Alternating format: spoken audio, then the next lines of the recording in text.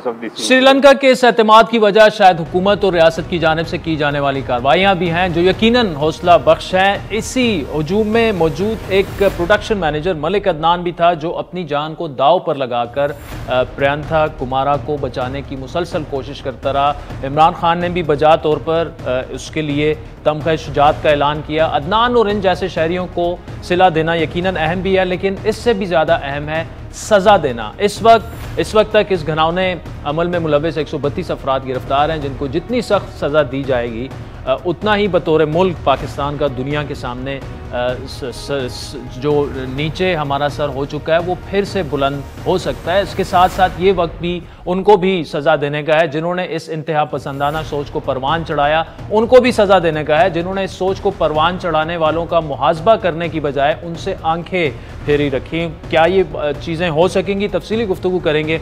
वज़ीर-ए-आज़म के नुमाइंदा ख़ुसूसी बराए मज़हबी हमांगी अल्लामा ताहिर अशरफी साहब हमारे साथ मौजूद हैं, जबकि आगे चलकर वफाकी वज़ीर मज़हबी उमूर पीर नूरुल हक कादरी साहब भी हमें ज्वाइन करेंगे। अल्लामा साहब, आप उन मज़हबी रहनुमाओं में से हैं जिन्होंने बड़ा क्लियर और बोल्ड स्टांस लिया। ये वाक़यात होते रहते हैं, हम मज़म्मत करते हैं, सब कुछ फिर भूल जाते हैं, एक और वाक़े का फिर इंतज़ार करते हैं। ये माशरा किस तरफ जा रहा है और आप जैसे उलमाए कराम को, आप और जितने भी मज़हबी रहनुमा हमारा क्या किरदार अदा करना चाहिए?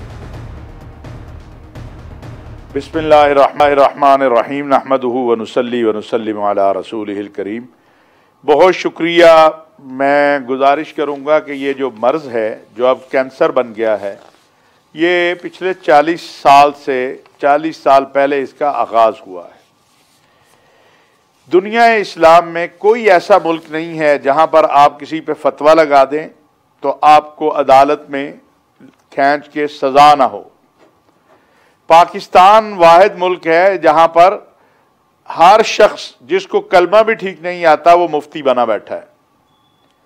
और मैंने अल्हम्दुलिल्लाह हाफ़िज़ कुरान हूँ, मैंने दरस निज़ामी मुकम्मल किया है, BA जर्नलिज़म भी किया और भी कई तालीमी मैदान में अल्हम्दुलिल्लाह डिग्रियाँ होंगी, लेकिन मैं मुफ्ती नहीं हूँ।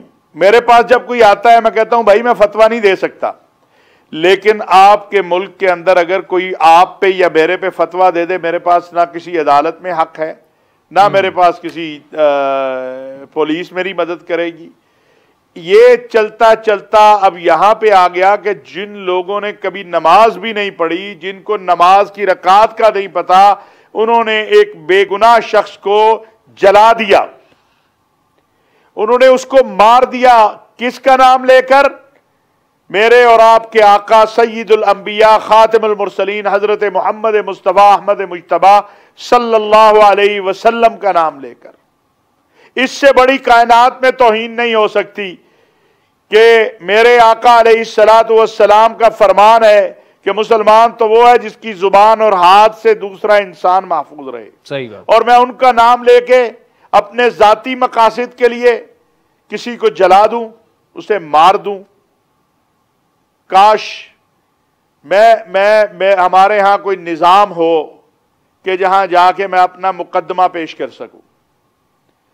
मेरी रियासत बड़ी ताकतवर है, अल्लाह के बाद रियासत ताकतवर होती है।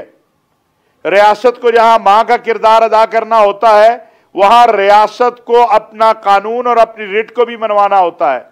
जी, मेरी कौम ने रियासत का साथ दिया तो हमने दहशतगर्दी की जंग में अल्हम्दुलिल्लाह दुनिया इस्लाम में वाहिद मुल्क पाकिस्तान है जिसने दहशतगर्दी की जंग पर काबू पा लिया। अच्छा अलावा साहब, देखिए 2-3 महीनों में जिस तरीके से TLP वाले मामले को हैंडल किया गया, हमें लगा कि रियासत ने जो है वो घुटने टेक दिए और ऐसे लोगों के सामने जो कि मुसल्लह जत्थे लेकर आए, मुआहदे हो चुके हैं।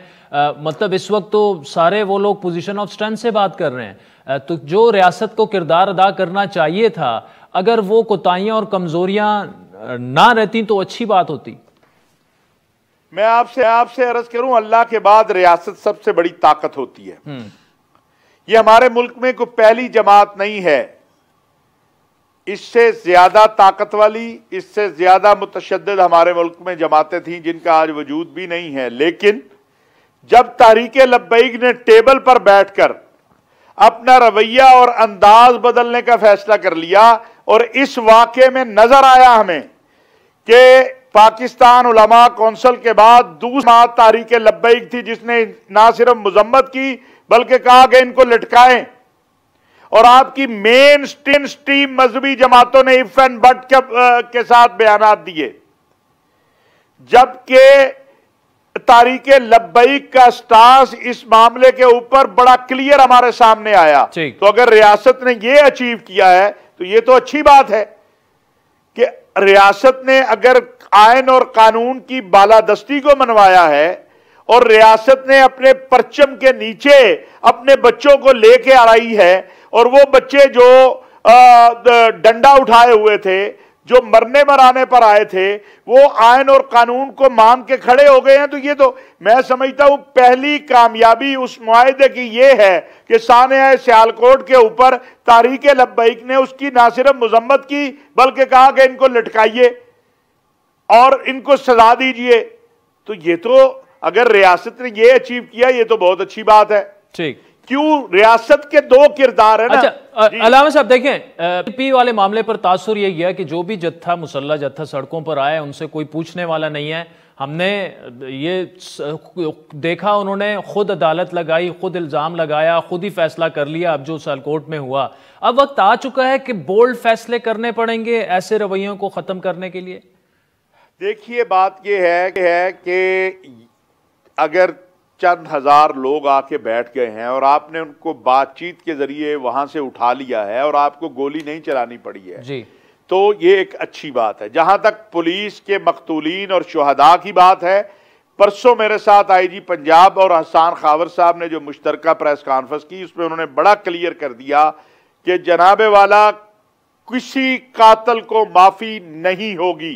ये उन्होंने बड़ा वाजे कह दिया है, और ये मेरा कोई भी रियासत नहीं कर सकती कि वो अपने सिक्योरिटी के इदारों के कातलों को जो है वो जो है माफी दे दे। तो मैं समझता हूं ये एक अलग बहस है, फिर किसी वक्त इस पर हम बात कर सकते हैं। इस वक्त जो हमारा मौजू है वो बड़ा वाजे है कि जो कुछ सियालकोट में हुआ आइंदा फिर इस तरह का कुछ ना हो। लिहाजा हमने वादा किया है, मेरे मुल्क के वजीर आजम ने यह जुमला कहा है, यह जुमला छोटा नहीं है कि हम शर्मिंदा हैं, और मैं आपको बताऊं कि मेरा दिल रो रहा है, हम गमज़दा हैं। हमारी कैफियत को और आपकी कैफियत को कोई दुनिया में अगर दिल देख सकता हो तो जान ले कि हमारे ऊपर क्या बीत रही है। सही बात। एक घर तबाह नहीं हुआ, बहुत सारे घर तबाह इन लोगों ने किए हैं, अपने घर भी तबाह किए हैं। मुझे श्रीलंका का मुसलमान जब फोन करके कहता है कि मेरी हुकूमत ने तो मुसलमानों को जलाने की बजाय तदफीन का हुक्म कर दिया तुम्हारे वजीर आजम के कहने पे, और तुमने हमें एक जिंदा इंसान जलाकर भेज दिया, मेरे पास इसका जवाब नहीं है।